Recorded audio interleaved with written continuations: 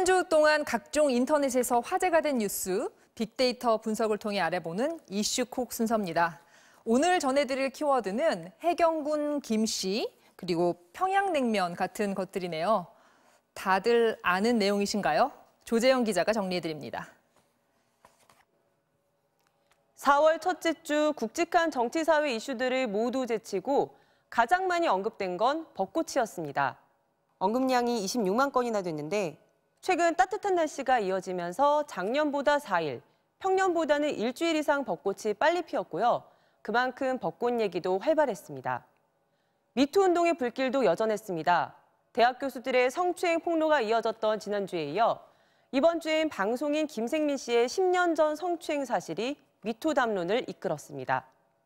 3위는 이재명 전 성남시장을 둘러싼 논란, 일명 해경군 김씨 사건인데 SNS를 뜨겁게 달군 내막을 설명해드리겠습니다. 지난 3일 한 트위터 이용자가 이 전 시장의 경쟁 상대인 전해철 경기도지사 예비후보를 원색적으로 비방하는 글을 올렸습니다.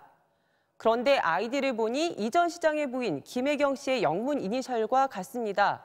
또 김혜경 씨 생일이 8월인데 아이디에 8이란 숫자도 들어있고요. 일부 누리꾼들이 과거 이력을 뒤졌습니다. 이 전 시장의 개인 사진을 이 전 시장보다도 먼저 올리는가 하면 당사자 김혜경 씨의 사진도 있습니다. 그래서 이 계정 주인이 김혜경 씨가 맞다면서 해경군 김씨란 별명까지 붙였는데 이 계정은 이재명 시장님 존경한다는 글을 마지막으로 4일 새벽 사라졌습니다. 이 전 시장은 아내는 SNS 계정이 없다, 허위 사실에 근거한 인신공격을 멈춰달라고 해명했는데 이 해명으로 논란이 수그러들었을까요? 빅데이터 분석을 보면 아닌 것 같습니다. 계속 순위 살펴보겠습니다. 평양에서 열린 남북 합동 공연. 시청자 여러분은 뭐가 가장 궁금하셨나요?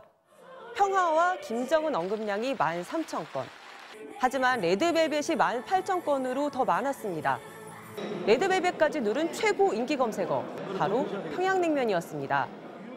남측예술단이 평양 옥류관에서 냉면을 먹는 사진이 활발하게 공유됐는데 흔히 평양냉면에는 양념을 하지 않는다고 알려진 것과 달리 진짜 원조 평양냉면 식탁에는 양념과 식초가 놓여 있어 더 화제였습니다.